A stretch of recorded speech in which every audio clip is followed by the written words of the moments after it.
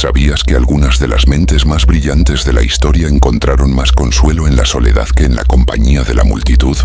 Hoy vamos a adentrarnos en un tema que pone a prueba nuestras creencias sobre el aislamiento, la inteligencia y la conexión con el mundo que nos rodea. Yo soy Specter, y si alguna vez has sentido que las interacciones sociales no son más que ruido, este es el lugar adecuado para ti. Vamos a descubrir juntos por qué algunos genios prefieren pensar en silencio. Arthur Schopenhauer, uno de los filósofos más pesimistas y visionarios del siglo XIX, tenía una respuesta para estas preguntas, y no era nada amable con la sociedad. Para él, el mundo estaba lleno de personas superficiales, guiadas por impulsos mezquinos, atrapadas en conversaciones triviales y distracciones banales. La genialidad, por su propia naturaleza, exigía distanciarse de este espectáculo mediocre.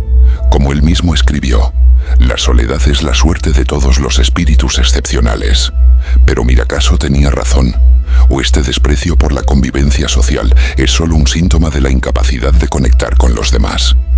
Piensa en grandes nombres como Nikola Tesla, Emily Dickinson o Isaac Newton, todos conocidos por su genialidad y, curiosamente, por su aislamiento. ¿Serían ejemplos de una inteligencia que trasciende lo común o simplemente almas incomprendidas condenadas a vagar solas por el mundo? Hoy vamos a sumergirnos en las ideas de Schopenhauer para entender por qué las personas inteligentes parecen preocuparse menos por la vida social, y si esto es realmente una ventaja o solo una forma sofisticada de alienación. Ahora que ya estás reflexionando sobre el tema, pasemos al primer punto. Imagina a un genio completamente inmerso en sus propios pensamientos, perdido en teorías complejas mientras el mundo a su alrededor sigue su curso. Mientras todos están ocupados hablando sobre el clima, él está reflexionando sobre el destino de la humanidad. Mientras los demás discuten banalidades, él busca comprender la naturaleza de la existencia. Y, inevitablemente, se encuentra aislado. Schopenhauer creía que esta distancia no era una elección, sino una consecuencia inevitable de la superioridad intelectual.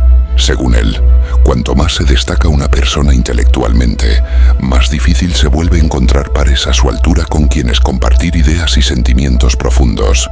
La inteligencia superior, en su visión, crea una barrera natural entre el individuo y la sociedad, pues las preocupaciones e intereses de la mayoría son radicalmente diferentes a los de aquellos que ven el mundo de una manera más amplia. Un hombre solo puede ser el mismo mientras esté solo, y si no ama la soledad, no amará la libertad, pues solo cuando está solo es realmente libre. Para Schopenhauer, la soledad no era solo una carga, sino un refugio necesario. Veía a la sociedad como un entorno donde el intelecto era frecuentemente sofocado por las expectativas sociales y los intereses triviales de la mayoría. Observaba que aquellos que eran intelectualmente superiores a menudo sentían una sensación de desplazamiento al intentar interactuar con el mundo común, pues veían más allá de lo obvio y comprendían realidades que escapaban al entendimiento general. Este aislamiento se puede notar a lo largo de la historia en innumerables figuras geniales. Nikola Tesla, por ejemplo, pasó gran parte de su vida solo, evitando el contacto humano siempre que fuera posible, pues creía que esto interferiría con su trabajo. Friedrich Nietzsche, otro pensador que valoraba la soledad, afirmaba que la multitud es un mar en el que los espíritus libres se ahogan. Pero este aislamiento tiene un precio. La necesidad de alejarse de las convenciones sociales puede resultar en un profundo sentimiento de alienación. Schopenhauer reconocía este dilema y creía que aunque la soledad pudiera ser liberadora para los grandes pensadores, también podía ser una carga para el alma. Es por eso que muchos de los más grandes intelectuales de la historia pasaron por periodos de depresión y ansiedad. No porque fueran débiles, sino porque veían el mundo de una manera más profunda de lo que la mayoría jamás podría concebir. Y entonces surge la gran pregunta: ¿este aislamiento es una maldición o una bendición? Para Schopenhauer, la respuesta era clara. Creía que los grandes pensadores debían aceptar su soledad como un regalo, pues solo en el silencio y alejándose de la mediocridad social podían realmente alcanzar sus más grandes logros. Schopenhauer no veía la vida social como un espacio de intercambio genuino o de conexión auténtica, sino como un gran teatro donde los individuos desempeñan roles predefinidos, atrapados en una eterna puesta en escena de apariencias e intereses egoístas. Según él, la sociedad no era más que un escenario donde las personas actuaban unas para otras, ocultando sus verdaderas intenciones detrás de máscaras cuidadosamente construidas. La sociabilidad para la mayoría de las personas era solo una máscara bajo la cual esconden su banalidad. Esta visión pesimista estaba directamente ligada a su obra principal, El mundo como voluntad y representación, donde argumentaba que todo lo que percibimos no es más que una proyección de nuestra mente. Para él, la vida social era solo una ilusión, un espectáculo que distrae a los individuos del verdadero conocimiento sobre sí mismos y sobre la naturaleza del mundo. Schopenhauer creía que la mayoría de las personas vivían atrapadas en preocupaciones triviales, estatus, chismes, pequeñas disputas por poder y reconocimiento. En su visión, el ser humano promedio era esclavo de la voluntad, un impulso ciego e irracional que gobierna nuestras acciones y nos mantiene atrapados en deseos interminables. La búsqueda de validación social no era más que un reflejo de esa voluntad incontrolable. Y ahí está el problema. Mientras la mayoría de la gente estaba sumergida en esa rutina superficial, quienes tenían un intelecto más agudo lo veían todo de una manera casi cruel. Para ellos la sociedad parecía un juego vacío, donde las interacciones difícilmente iban más allá de la superficie. Este desprecio por la vida social no era exclusivo de Schopenhauer. Otros grandes pensadores también expresaron su desdén por la superficialidad de la sociedad. Nietzsche, por ejemplo, decía que las convicciones son enemigas más peligrosas de la verdad que las mentiras, resaltando cómo las personas prefieren aferrarse a ilusiones en lugar de enfrentar la realidad con honestidad. Este conflicto entre la búsqueda del conocimiento y las exigencias de la vida social creaba un abismo infranqueable entre las mentes más brillantes y el resto de la humanidad. El resultado, el aislamiento intelectual se volvía inevitable, pero hay un efecto secundario. La soledad prolongada puede llevar al desencanto, la apatía e incluso al desprecio por el mundo exterior. Schopenhauer era consciente de esto y advertía que para aquellos que veían más allá de la ilusión social, la única alternativa era aceptar esa realidad y aprender a vivir con ella. Pero ¿cómo se manifiesta este aislamiento en la vida cotidiana? ¿Por qué los intelectualmente superiores a menudo se sienten frustrados con las interacciones sociales? En el próximo tema, exploraremos el choque entre el genio y la mediocridad, y cómo esto aleja a los grandes pensadores de la vida común. Schopenhauer no se andaba con rodeos al escribir su visión sobre la humanidad.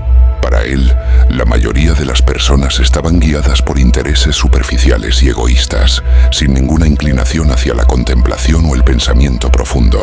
Esto creaba un abismo inevitable entre aquellos dotados de una inteligencia elevada y la gran masa, que él veía como distraída por trivialidades y futilidades. La mediocridad generalmente solo se reconoce a sí misma. El genio, en cambio, ve la mediocridad pero se encuentra solo. Este aislamiento intelectual ocurre porque el pensador por naturaleza es alguien que busca comprender el mundo en profundidad.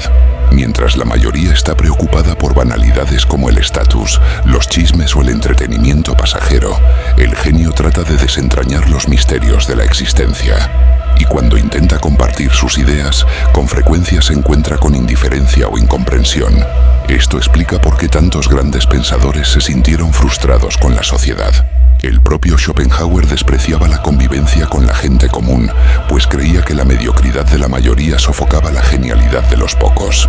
Este pensamiento resuena en la famosa afirmación de Voltaire: el secreto para aburrir a la gente es decirles todo lo que sabes. El problema no es solo la dificultad de comunicación, sino la diferencia de intereses. El genio busca verdades universales, mientras que la mayoría busca placer y distracción. Este conflicto es inevitable.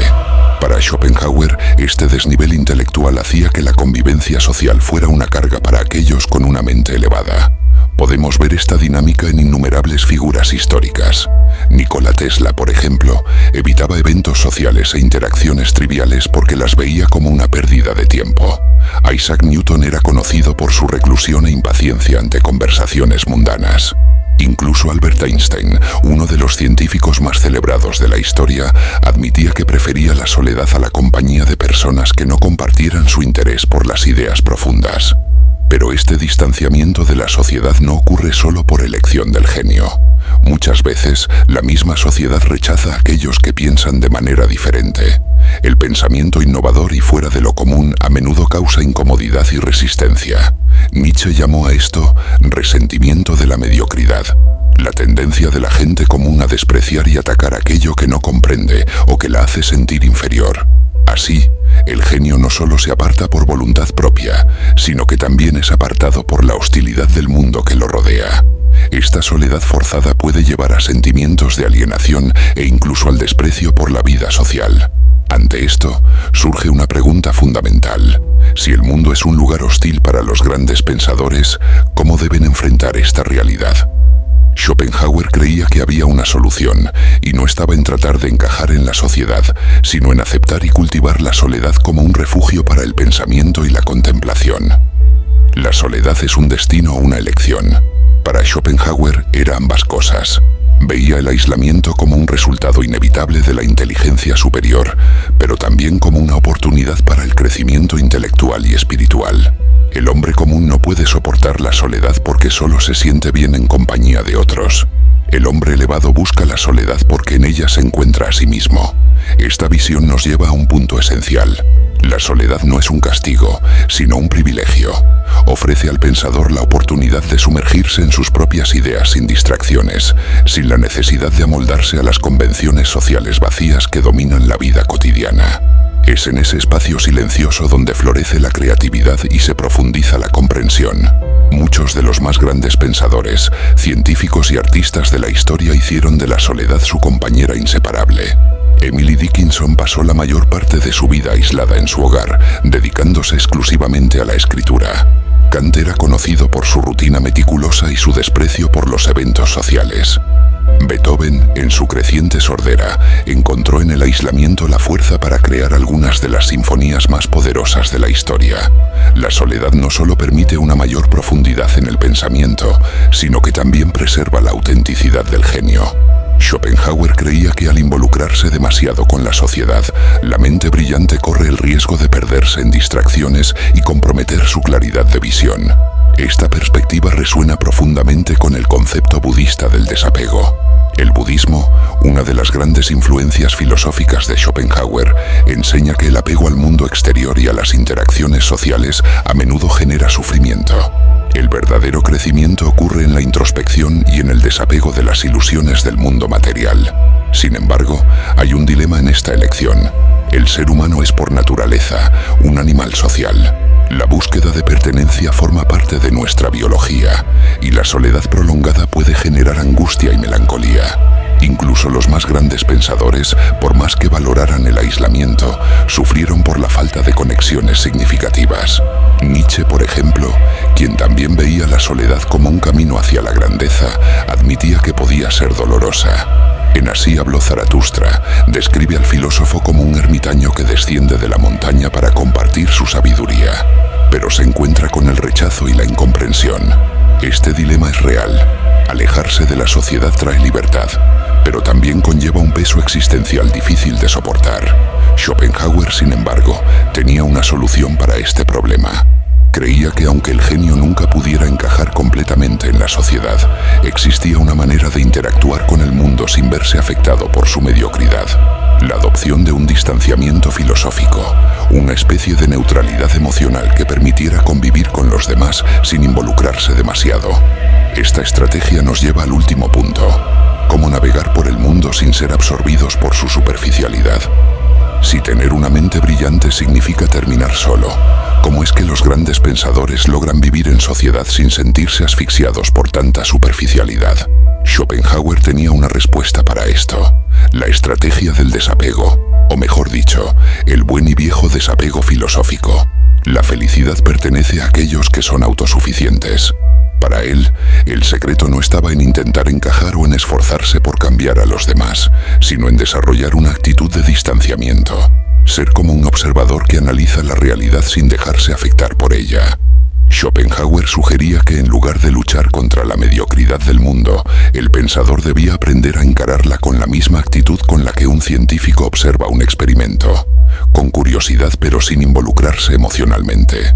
Esto significa aceptar la banalidad de la vida social sin irritarse por ella, comprender las limitaciones intelectuales de la mayoría sin frustrarse y mantener la propia independencia mental sin sentir la necesidad de validación externa.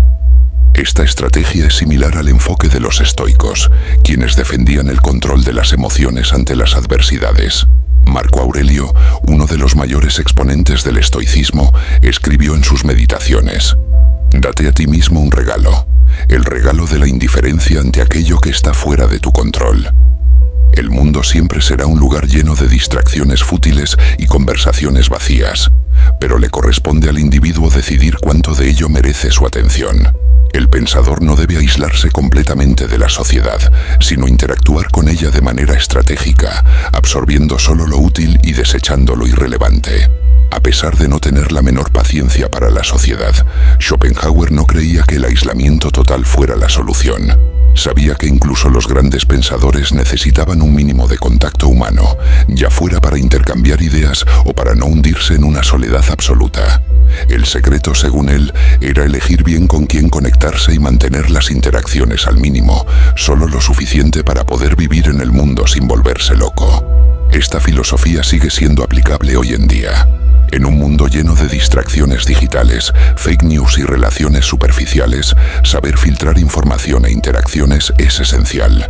La inteligencia no solo consiste en comprender el mundo, sino en saber cómo navegar por él sin perderse.